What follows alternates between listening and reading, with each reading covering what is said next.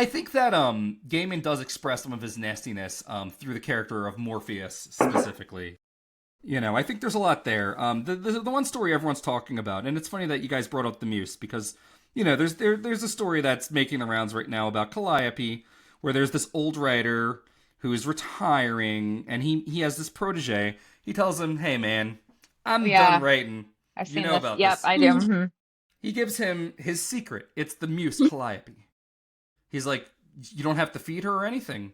He's like, "What do you have to do?" He's like, "You know what you have to do." And the idea is, after he rapes her, he then suddenly is filled with knowledge, and he writes these books, and he has a career, and he can't let her go. He loves it too much. And obviously Morpheus shows up, and Calliope is his old lover, so he's gonna do her a solid.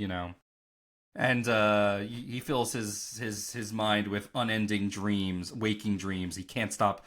He can't even write them down. They're coming so fast, and But like the thing is like the older writer, he has this bit where he's like, they're like, "How do you write so well?" He's like, "And your female characters are so great." He's like, "Oh, well, I always considered myself a feminist."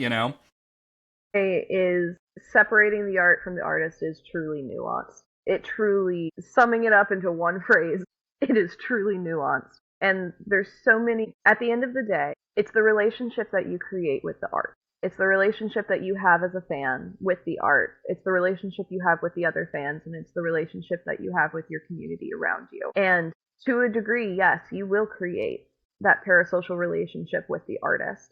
But I think the most important thing that, again, I feel people need to take away is remember that you are a stranger to that artist. And you can relate to them all day, every day. You can relate to anybody all day, every day.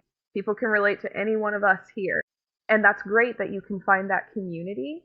But the true community that you're going to find is the other people, the fans that you relate with, because you're going to look at each other and say, you experience the same thing the artist experienced. Okay, now we have a relationship that we can build off together. We can create a friendship. We can create something more substantial than the relationship that you're going to have with somebody who doesn't know that you exist.